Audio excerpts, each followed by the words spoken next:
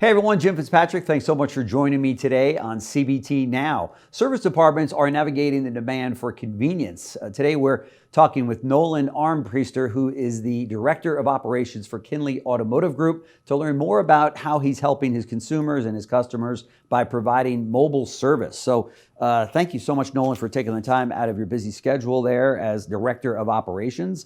You must be pulled in 47 different directions all day. I know what that job is like, so thanks for taking the time with us. And well, thank you guys for having me. Yeah, so we'll get this out of the way right up front. How is business today? Business is good. Very busy. Obviously, fixed ops. It never really slows down too much, but we're on a good pace this month for sure. Yeah. And has the first half of the year been a good year for you? Has there been any slowdowns at all, or? It has, especially on the fixed ops end. We've had a strong year so far. Obviously, hoping to carry that into the second half of the year. But yeah, it's been a really good start so far. Sure, that's great. That's great. So, talk to me about your mobile service. Before we got recording, you were mentioning that you're like the #1 mobile service dealer out there. Talk to us about that. Well, we're #1 by volume. We really focus on fleet within our mobile department, as well as B2C, but mainly fleet is our focus. And we just found that we kind of fit that void and provide that solution to fleets to avoid downtime and keep them on the road. Okay. And what would be the definition of a fleet? Is it just a company with a couple of cars all the way up to a couple of hundred?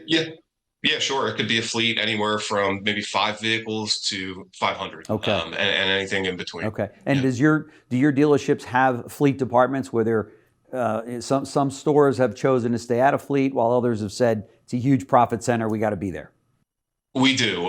2 of our stores are #4 and #7 in the nation for fleet sales, which really helps the mobile side of fleet as well. Yeah, for sure. Do you see the mobile side growing with consumers, or where does that stand? 100%. I really believe it's the future of our industry. I think, as we grow and as the customer demographic gets younger and younger, I think you'll see the demand for remote services continue to increase. Everybody's so used to Uber and DoorDash, exactly. And, just everything coming to you conveniently and remotely. So I think you'll see that continue to grow as the years go on. Right. And you stand ready to grow that business as well. Absolutely. Yeah, I look forward to it. Right. And then when you hire techs for that position, how does it differ for the techs that you're hiring for the techs that would be working in the garage? It is a large difference. I mean, a lot of the guys that are more tenured and A-level technicians, they typically want to work in a brick and mortar. They don't necessarily want to be on the road. But for entry level and the younger generation, they really gravitate towards it, and they seem to really love it immediately being on the road. So it is a mixed bag. But typically, a lot of the more experienced guys typically want to be in a brick and mortar. Right. And you're a GM store and a Ford store. You have GM and Ford stores, right? Are they both equally? I know Ford has made a huge commitment to mobile service. What about GM?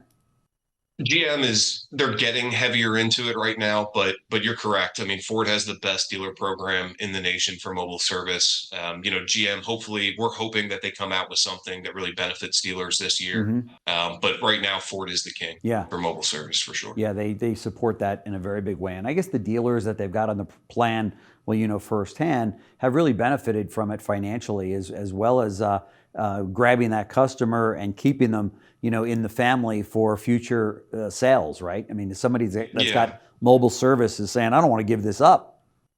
Right. I think Ford recognized that anytime you start a new business, you're going to take on losses. Right. So, the way that Ford supports their dealerships financially really helps you get off the ground, helps you absorb those losses initially so that you can make it a profitable department, in the future. Yeah. What advice do you have for dealers that are listening to you today that are contemplating going into mobile service? What are maybe the top 3 or 4 things they need to focus on?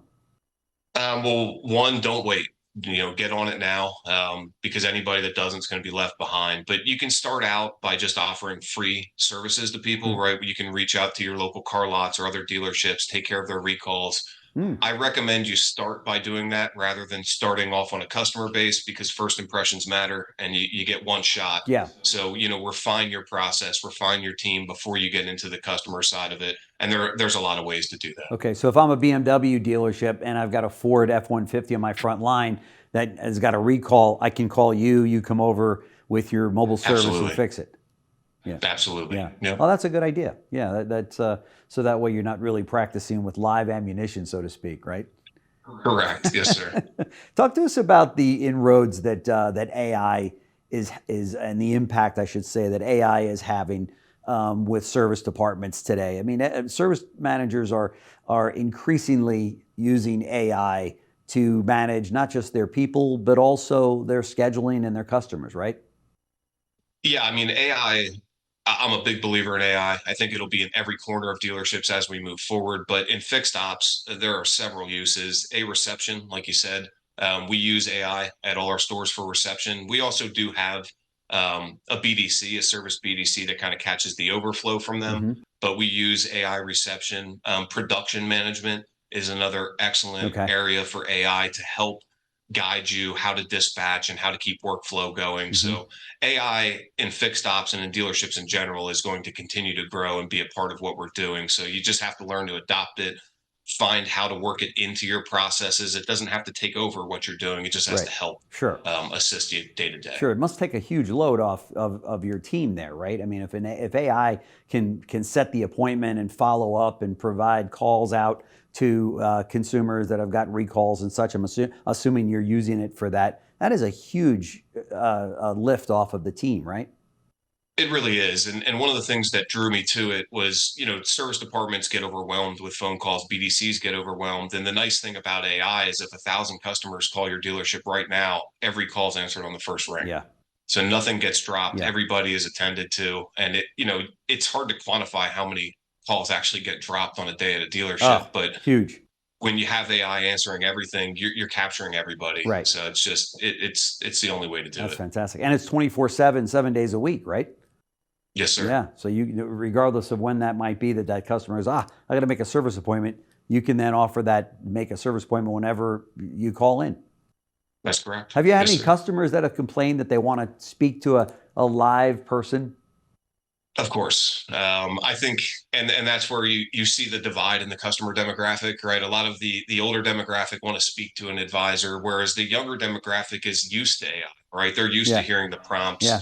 So there's a divide there, but the nice thing about AI is it also detects tone. So if it detects a negative tone from the customer or the customer says the word human, then it's going to transfer it right away. Oh, that's great. So I mean, overall, we get a good reception from it. But to your point, yeah, there's always going to be those customers that just want to deal with a human for sure. Yeah, yeah. Do you have a centralized BDC for the stores, or are they over each one of the?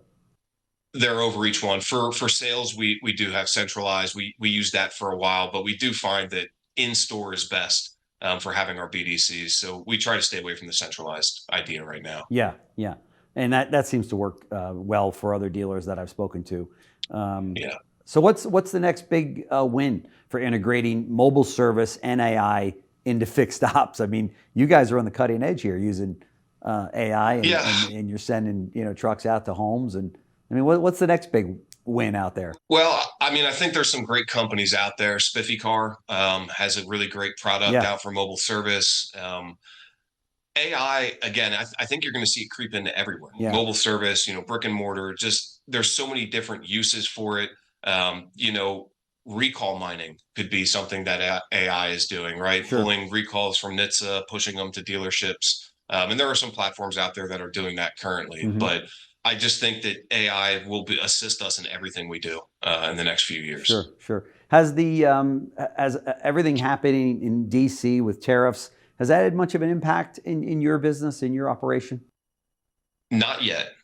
We really haven't seen too much of an impact from it. We're kind of hoping we don't, but we're bracing for it. So, we do know that it's possible that we feel that, but so far, we've skated through it. Yeah. So I hope that continues. Yeah, and also the notion that people might maybe, like we saw during COVID or the early stages of COVID, they kept their cars longer. And having said that, then they're going to be taking care of them better, right? That's right, and that it has been found, right? The ownership cycle has been extended. Typically, customers are keeping them anywhere from 7 to 9 years right now, over 100,000 miles, which is definitely different than it used to be. So Yeah. the ownership cycle has lengthened, which gives fixed ops a much better opportunity. Mhm. But again, we can't rely on that. So Right. Is moving forward, that could shrink as well. Sure, sure. Are your used car sales managers all over you to offer appraisals in the service drive, as this is happening across the country right now, to get good used cars?